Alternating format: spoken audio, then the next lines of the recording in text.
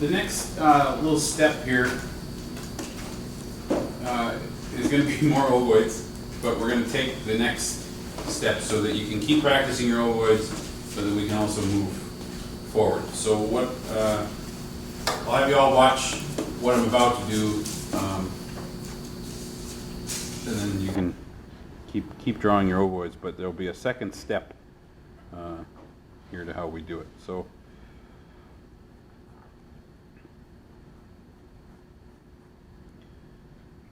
you have your half of your ovoid like we've been drawing. Trying to think which order I want you to do this in. Transfer it over, just because I want you to see the whole ovoid. Eventually you'll be able to do the step that we're going to do without doing this first, but it's a good process to take here. So there's our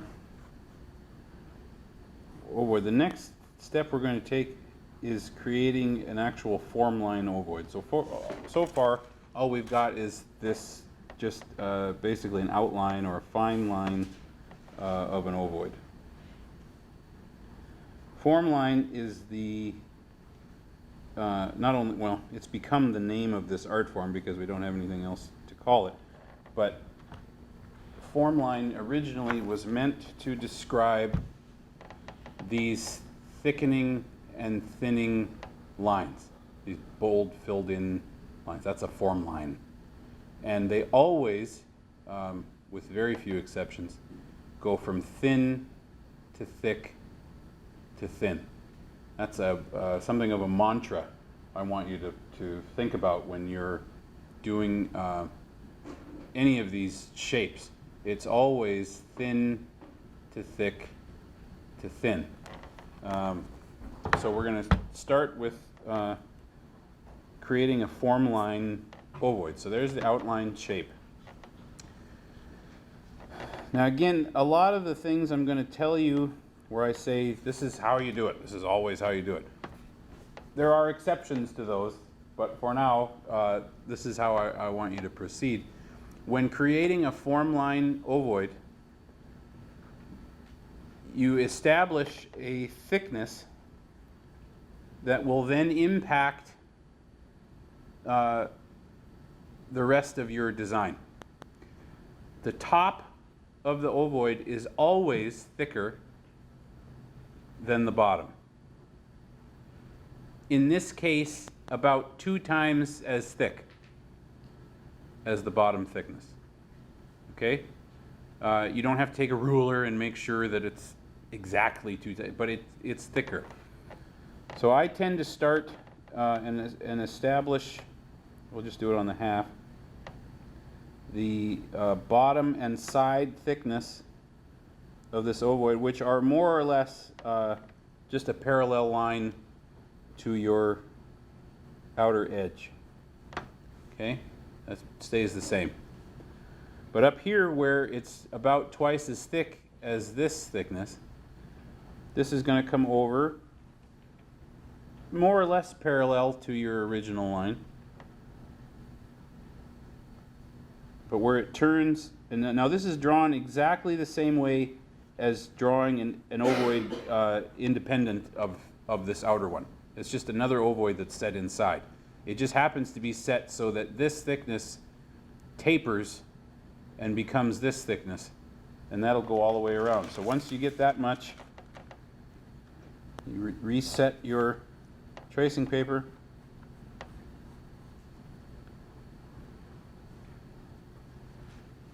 Trace that.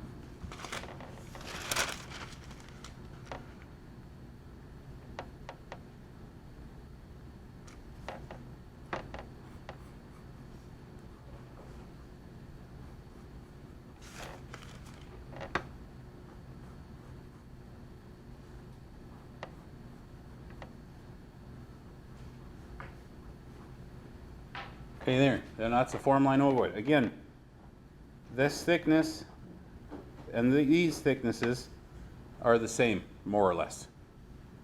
Okay? It's up here that's about twice as thick. So what I want you to do is either take from a couple of ovoids you like that you've already done, or draw some new ones, and draw the inner edge of your Formline ovoid. This principle of the top being thicker than the bottom is terribly important. So if you remember nothing else from this class, that ovoids are about twice as thick on top as they are on the bottom and sides, and this is the way every ovoid is drawn, no matter it's, you know, how round or how stretched out. That's very important. And these thicknesses, eventually, when we start adding on to this, adding U-forms, they impact the size and weight of the elements that are attached to it. So start with that. I'm going to do a couple others that are in slightly different proportion, just so you can see. So start with that outer one, trace it over, and then place your inner one. Just again, remember, thin to thick to thin. So if we start right here at the bottom center, thin to thick to thin. Thin to thick to thin. If there's a bulge down here, that's, you know, if you draw one that is like that, that's not thin to thick to thin, is it? It's actually a little thicker here than it is there. You don't want that. Thin to thick to thin.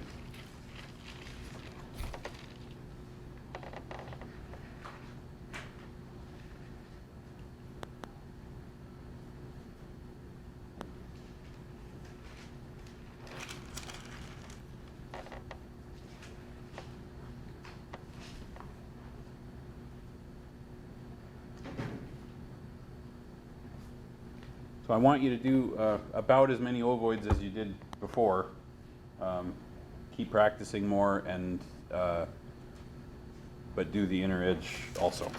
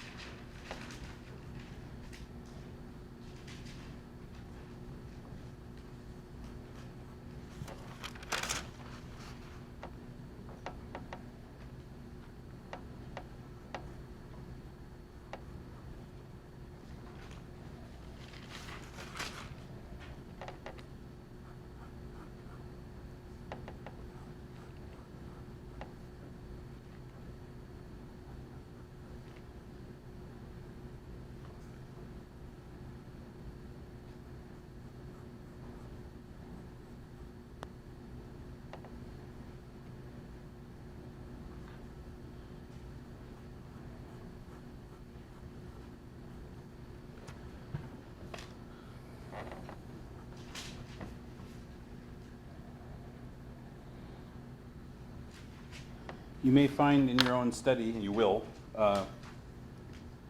there's a lot of variation to that size ratio. There are times where you'll see the top of an ovoid is barely thicker than the bottom or the sides, or sometimes where it's 3 times as thick as the bottom or the sides. What I'm teaching here is a fairly middle of the road, average ovoid proportion.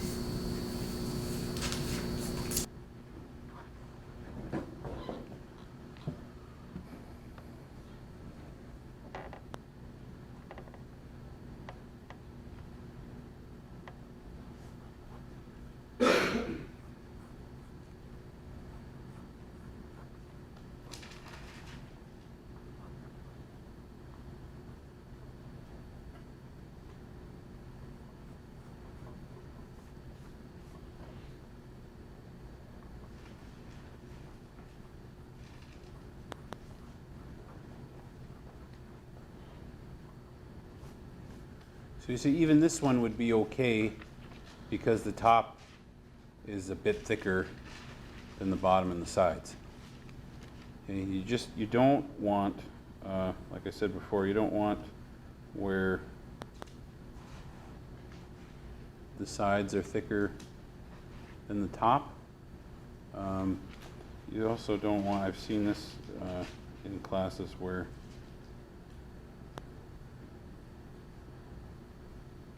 people do stuff like that. You know, you don't want these bulges in weird places. It's fairly parallel. And even where it isn't parallel, it opens up and becomes parallel to the outer one. It's just this transition space that changes size. After that, it's fairly consistent.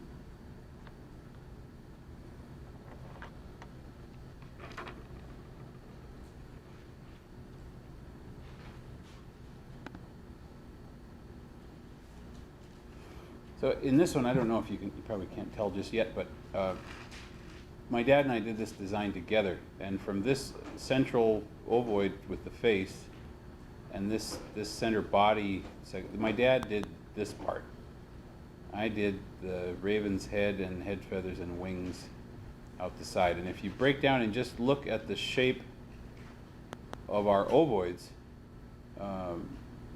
you can almost pick apart who did what just by how the difference in how our ovoids are drawn. It's very subtle, like it's hard to tell between this one and this one, but I can see a difference between this ovoid and the shape of his ovoid here. And that's something you'll find too, is the more you practice, you'll be able to pick out different artists' work just by the shapes of their shapes. But this consistency that I'm talking about, as far as like on the head here, even though the sides of this head, this is based kind of off of bentwood box head, the widest point of the ovoid is still halfway. And it's the same for all of them. I mean, if you could count how many ovoids are in any one design, you know, there's probably hundreds, if not over 1,000 ovoids just on the house front at SHI.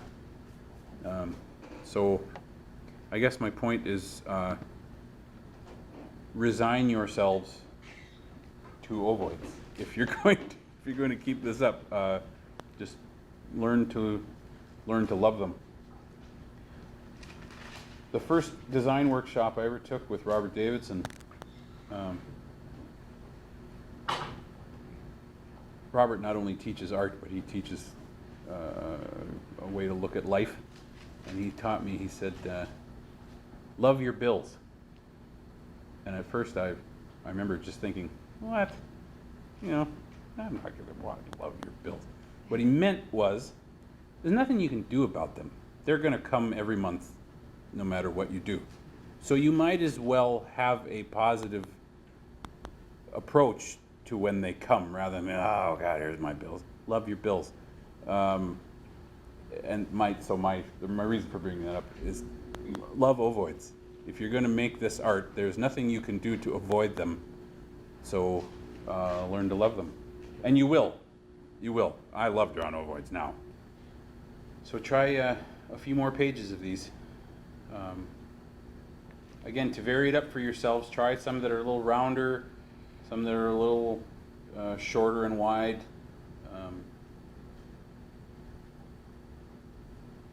Just remember, it's that, while at the same time you're concerning yourself with your proportions, meaning thicker at the top, thinner on the bottom, focus on making sure your ovoids are being drawn as best you can too.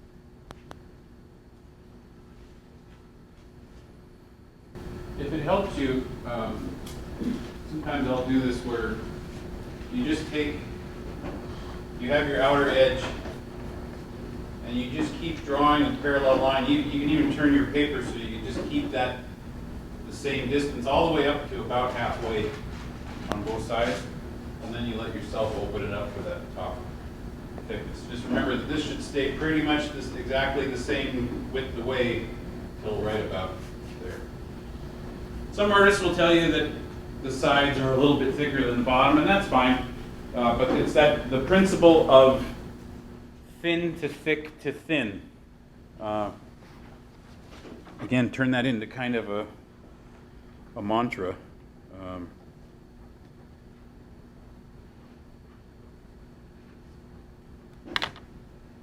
It's everywhere in the art form, and if you find yourself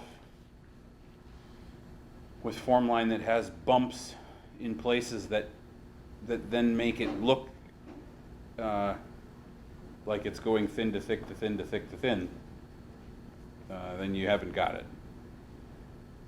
It's a gradual thickening and thinning for each strip or section of Formline.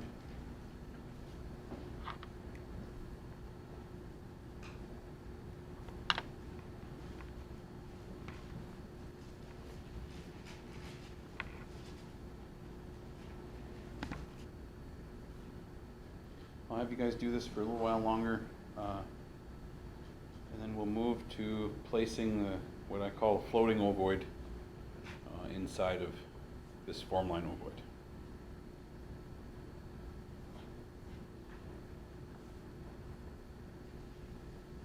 So just to be clear, there's going to be a lot of terminology thrown at you this week. What we're doing right now are Formline ovoids. Okay, so the ovoid itself is just the shape that you're drawing. A Formline ovoid is the one that has the thin to thick to thin bold line. These end up getting filled in. So that's, if we were to paint that part gets filled in. That's positive space.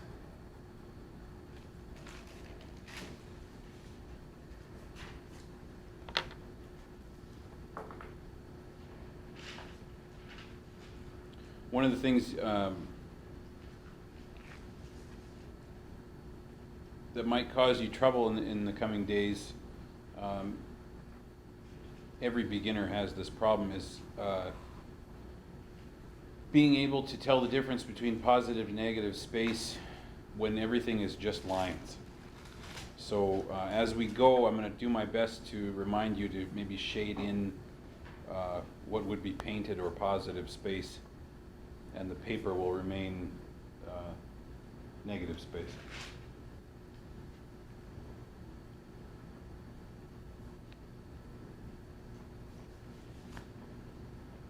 Everybody clear on the definition of positive and negative space? Anybody need me to clarify that? So positive means like the graphite you're drawing down onto the paper, or if it were black and red paint, the thing you're drawing is the positive space. What's left is the surface of the paper. So whatever it is you're drawing on, a drum skin or whatever, that's the negative space.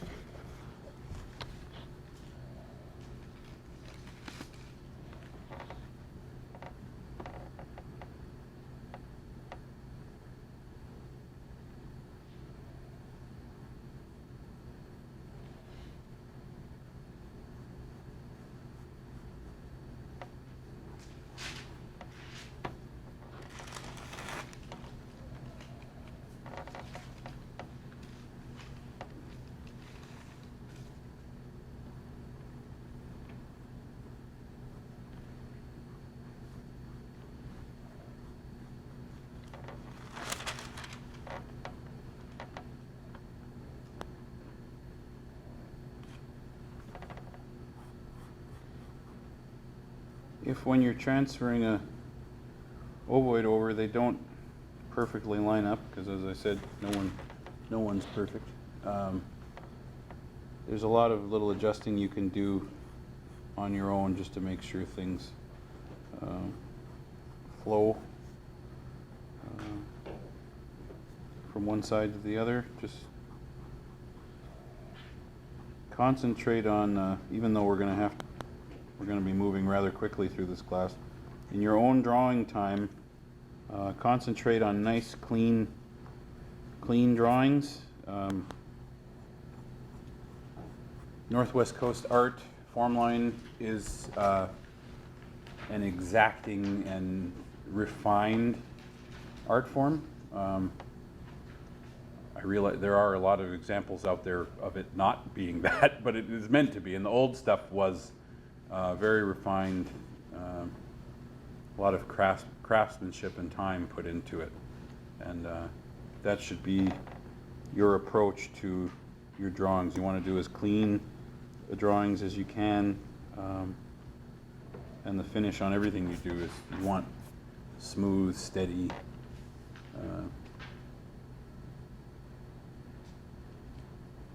smooth and steady. Okay.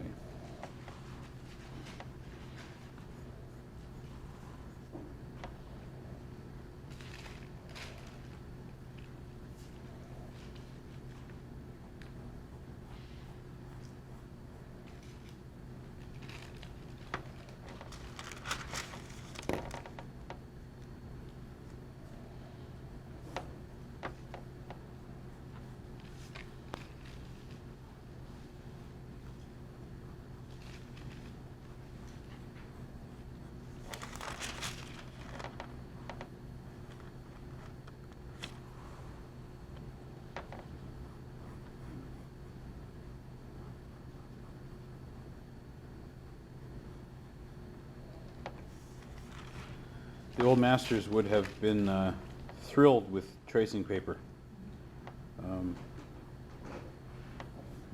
Even though the old pieces, especially symmetrical designs like on boxes, if you were to digitally take one side and flip it over, it would not be symmetrical. They were attempting symmetry as best they could.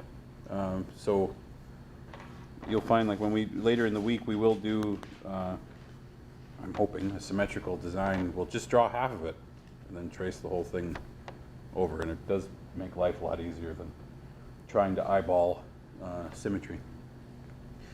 Okay, I'm pleased with what everyone's doing. I feel like whether or not you're comfortable with your ovoids yet, you're understanding the principle of thin to thick to thin and what I'm talking about. So to continue our ovoid practice, and simultaneously move on to the next step.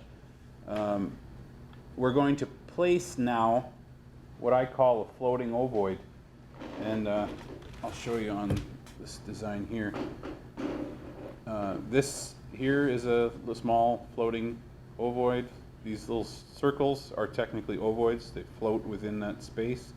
Even these large Formline face designs are inside of a big floating ovoid. So they float in the negative space of an ovoid. So for now I'm going to again sketch this in so we know we're talking about a Formline ovoid here. And we're going to put a floating ovoid inside of this interior negative space. Okay, so there's all the weight and the thicknesses that we've established on our positive space ovoid influence, at least for now, how we place this floating ovoid. So what I'm going to have you do is you take this thickness, the thickness you selected for the bottom, and you're going to place it about right there from the inner edge of the top inner edge. Okay, then you take this thickness and you put it about that far away from the bottom inner edge. That shows you where, roughly, where the floating ovoid will be placed. Now this is a very rough general rule. It's not set in stone. Matter of fact, I'm going to break it a little bit because I don't want the ovoid quite that big. So I'm going to start about here. This comes over, stops and turns back. Now, this floating ovoid is always, remember, asterisk, always going to float above center of this negative space field, okay? It always floats. It's always going to be more space underneath it than there is above it. This is going to be one of those make or break things of whether or not I acknowledge that you were ever students of mine. This is really important. It drives me bonkers when ovoids do not float above center. It's like nails on a chalkboard. Okay? So, now if you look at, now this is the first time that we can talk about the importance of negative space. So for now, we're going to forego the fact that this is thicker than the top of this. This ends up getting filled in once you transfer the other side. Well, I better do that real quick.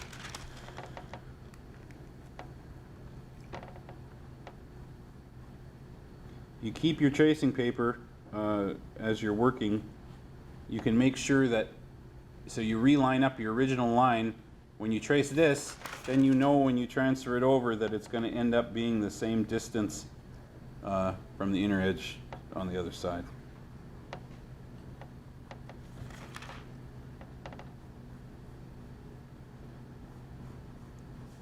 Okay, floating ovoid. All right. Now, the other way to double check that this is placed where it needs to be, I just want you to look at the negative space right now. Remember, the positive space is this filled in stuff, okay? Negative space is this shape here. If you start right here, this goes thin to thick to thin. Okay? That's so important, and it's the first example of that negative space should reflect not only the shapes of the positive space so that you can continue to fill that negative space, but even the principle of thin to thin transfers to negative space. So everybody who thought Formline was easy, that's out the window day one. You have to be conscious of these things to produce classical Formline. So what I'll have you do is, again, either in ones that you're happy with in your drawings, to go in and place these floating ovoids. The last thing I'm going to add here before we finish it and this is lumped together with whether or not I'll claim you as students. Nearly every floating ovoid, 99.9% of them, have to, and I mean it, have to, have a fine line going around them. This is also, you remember how I said when you establish a thickness of your main ovoid, that's going to impact the rest of your design. The distance that you draw your fine line around your floating ovoid should also be the same as the rest of the fine lines throughout your design once we get to that. So this also sets a standard for the rest of your design. These fine lines, this comes from carving. Originally there would have been what's called a V-cut carved around this ovoid, and that produces this edge. That edge ends up getting painted, so there'd be a painted line, and on the old stuff there'd be another V-cut on the other side of the painted line, and then it's dished or beveled toward the ovoid. These fine lines hold that ovoid in place. Remember how I said right at the beginning of the slideshow this morning, you can't have things just floating out on their own. So even though this is floating within this form line, because it's so far away from the form line, it has to be contained with that fine line. That's why the fine line is there. If this ovoid, this floating ovoid, was right up next to the form line ovoid, you wouldn't need that fine line. But that's not how these work. So because it's so far pulled away from the form line, you have to add that fine line around it. A side effect of taking this class is you're going to notice things on other people's work now that violate these rules, and you're going to find a lot of them. You're just going to have to live with it. So, have at it. Try some more of these. I'm going to do a couple more on here so you can watch me do it again if you like. And we're going to work on this from now till lunch. I can't believe it's already almost lunch.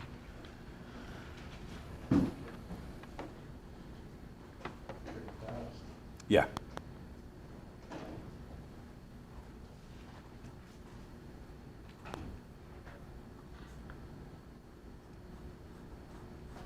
So if you haven't been making ovoids that are large enough to fit a floating ovoid inside, now's the time to make some new ones that can.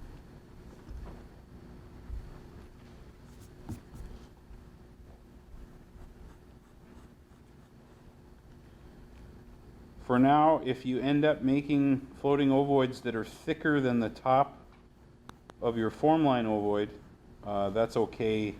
We're going to come back to those after lunch and talk about how to handle when that happens.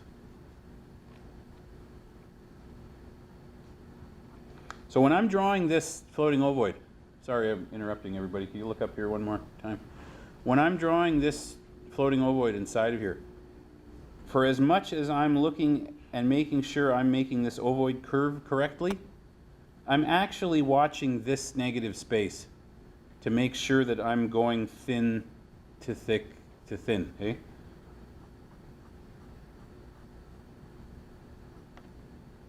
So that's, I'm drawing without tracing paper. I do encourage you guys to use your tracing paper because this won't be perfect.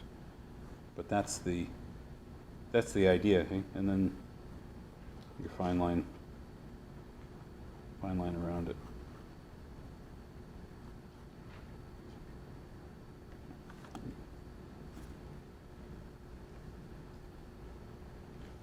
I tend to draw my fine lines equal distant all the way around.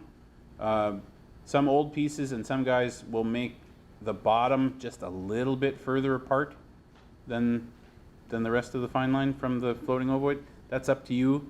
You just don't want it. You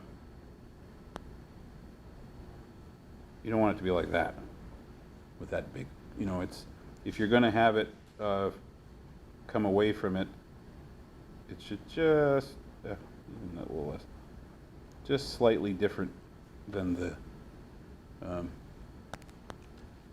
than the top, just a little bit wider. But again, I tend to make mine equal distant.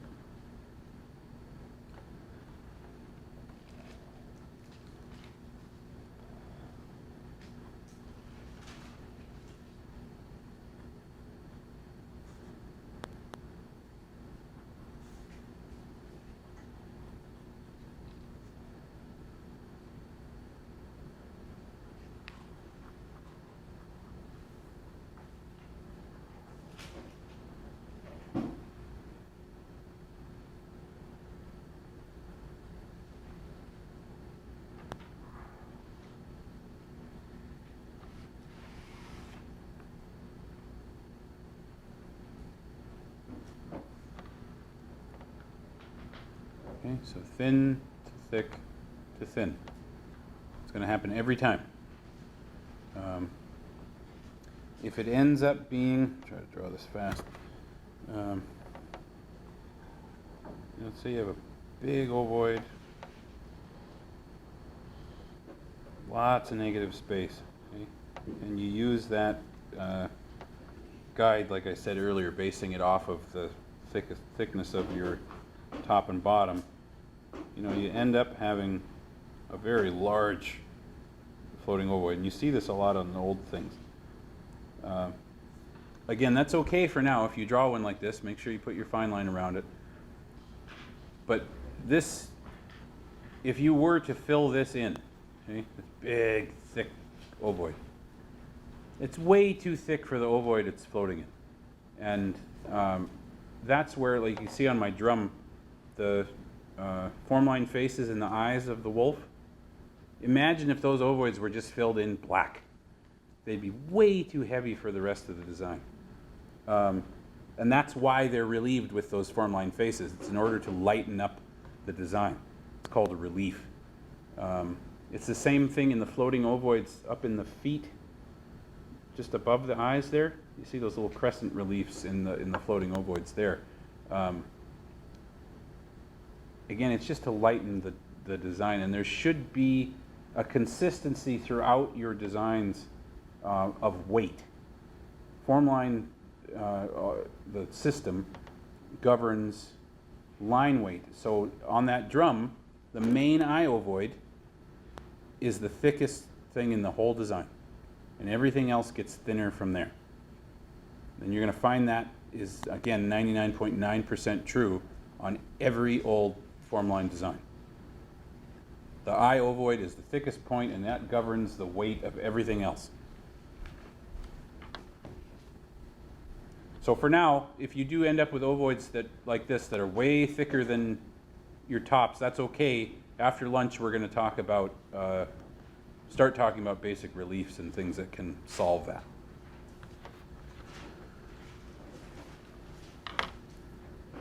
And if you're really trying to challenge yourself, rather than relying on the ovoids you've already drawn, if you want to build whole new ovoid and floating ovoid sets, that's good. The more practice, the better.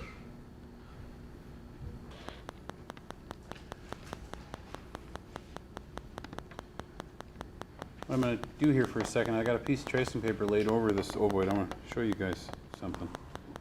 I'm going to draw just the inner edge of the Formline ovoid.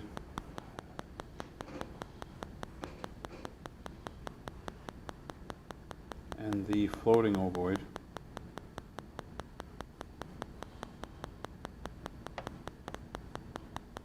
To show you, pull that up.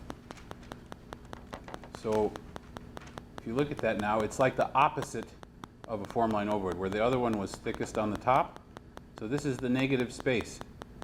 Thin at the top, it's thicker, thickest on the bottom, and back. Thin to thick to thin.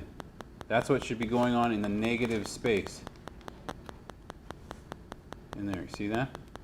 So it's like a mirror image of this positive space flipped. That's how you know how to place that floating ovoid. Okay.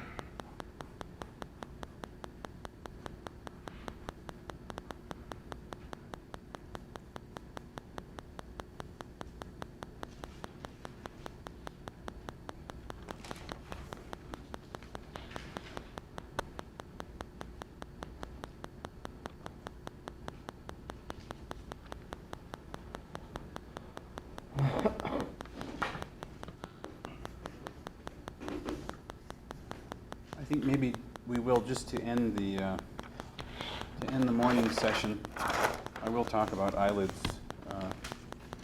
quickly. So here's another ovoid. Now, the proportion of placing that the floating ovoid, in this case to make an eye, is going to be the same placement as far as up and down. You want your floating ovoid for the eye to still float above center, so there's more negative space below than there is above. Oh, I'm not recording. Okay, I'm going to repeat that. Placement for an eye, where you're going to have an actual eyelid on it, the ovoid is placed the same way. Less space above, more space below. But what changes is you need room for that eyelid. So the rule that we used before about the negative space going thin to thick to thin, in this case is thrown out. You're still going to draw a good ovoid there, but it's going to have all of that negative space on the side. Okay, I'll just hand draw the rest of this. Again, forgive me for lack of symmetry. So it's going to sit like that. Then you're going to put the fine line that would be all the way around is still there on the top and bottom, but where it leaves, where it starts to turn, where it would turn around this ovoid, it instead shoots out to about half the center of the negative space of the inside of this ovoid. Okay? And it has just the slightest dip in here. Just the slightest. You don't want an eyelid that looks like that. Okay? It comes off and has just the slightest inward curve there. And then from this same point, goes out and aims right at this corner of your floating ovoid. Goes out, but before it gets there, it turns and joins that fine line around the ovoid. So again, I'm going to explain it again on this side. So again, your ovoid doesn't have to be as wide when you're using an eyelid, because that eyelid fills that space. This comes off of the corner and shoots right out at about halfway through this negative space. Okay? Like that. Comes back, aiming at this corner of the floating ovoid, but before it gets to it, it turns down and goes around the ovoid. That's how you make an eyelid. It doesn't quite touch. There are some artists that will bring it out all the way so that the painted line will touch. I don't. I leave a space there. This principle is the same no matter how large your floating ovoid is. If you have a large floating ovoid for your, oh, sorry, it's not showing up. Okay, I gotta press harder, sorry.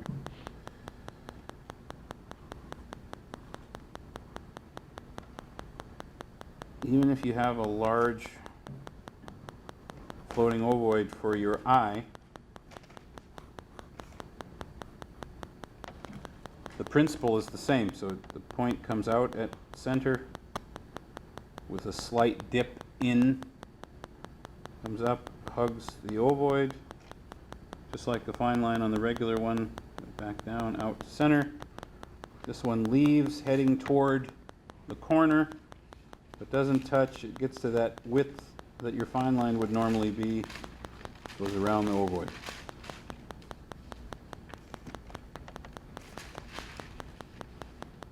So if you want to practice a couple of these before we go to lunch, have at it.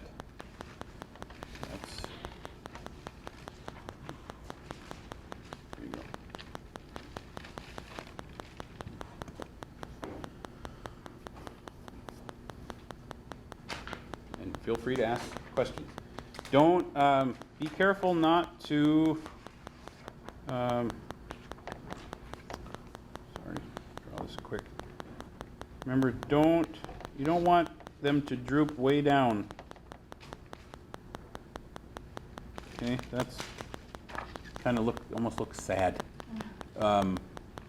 You want them to go out to center so that there's kind of the same arc that the bottom of your ovoid has is what's happening across, so that the points of your eyelids are parallel, see that, to the overall shape of your ovoid.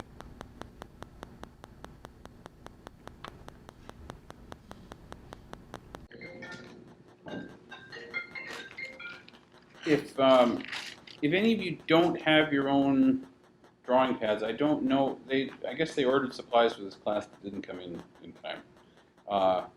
But I would recommend to you, if you're able to get to a store that will sell. There used to be an art store here down in the valley. Is it still around? I think they closed it. Shucks. I imagine Fred Meyer or Office Max. Okay, we'll have drawing pads. You all should try to get yourself one or 4, depending on how committed you are to this process. Just so that you can, all these drawings today, thankfully we're just doing ovoids, but then over the next few days we're going to be doing, constructed designs that, you may want to keep to be able to refer back to or things like that. So I'd encourage you to get a drawing pad if you can. And that's the other thing. I might even say this every day. Does everybody know who Robert Davidson is when I say that name? No? Robert Davidson, he was born in Heidelberg. He's a Haida and Tlingit. His mother was half Tlingit. He was raised in Masset, BC. He raised what at the time was thought of as the last totem pole in 1969. I watched a CBC video of it, and they said, "Oh, this dying art form, the last time these elders will get to see a totem pole." It ended up being the exact opposite. It caused, this explosion, and he has become the most well-known Northwest Coast artist in the world. His work goes for tens and hundreds of thousands of dollars.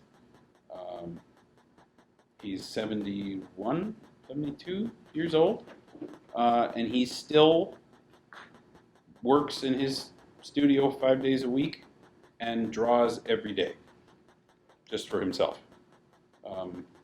He certainly doesn't need to do that at this point, but he does.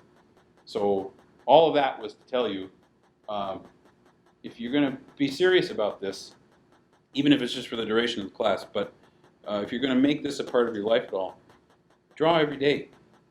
It's good for you. It's practice. It keeps you sharp. It'll end up. You might sketch something that just by accident that ends up being something new for you, or you interpret something a different way, and that can only come from practice every day. Robert Tommy said, you want to become good at anything, it takes 10,000 hours. I started drawing probably 3 years old. I started learning Formline seriously around 10, and I'm about to turn 37. So, and I've got drawing pads from here to Seattle. I probably got a couple in Yaktat too. Full. Some of them aren't full. Some of them, my brother gets mad at me. I'll start a design and I won't like it, so I'll just flip the page. He said, "Why don't you just erase it?" And no, I want a fresh piece of paper to work on. Anyway, boxes and boxes. I've got stacks of them on bookshelves at home. They're a essential part of an artist's life, I think. Even if you're not a painter or a carver. you know, if you want to, especially if you want to create your own designs for weaving, it takes time, it takes practice. It's a whole nother thing. I think that's why in the old days, men would be hired to do those pattern boards, because it's enough of a thing to learn to weave. I mean, it's a whole nother incredible thing. You know what I mean? It's, months and months of yeah. prepping the material. I watched my, they weren't married, but I call her my stepmom, Evelyn Vanderhoop, thigh spin warps for a blanket and wore a hole through her jeans. You know what I mean? I mean, I always chuckle at how easy it is. Carvers have a pretty easy go of it. We just cut down a tree and start working on it. I mean, that's prep. It's not like having to go. I helped Candy this year go out and get bark for baskets, and oh my God, you know, it's anyway. So good on you for wanting to try, at least understand it better. I won't blame you if you don't keep, you know, producing it on its own. But that's an issue of time. Right. Maybe in a year. Yeah. So, okay. Well, take a nice hour. If it's an hour and 5 minutes, I won't make you fail the class. When we come back, we're going to spend the afternoon talking about reliefs that go inside these floating ovoids, and we'll move on to U-forms.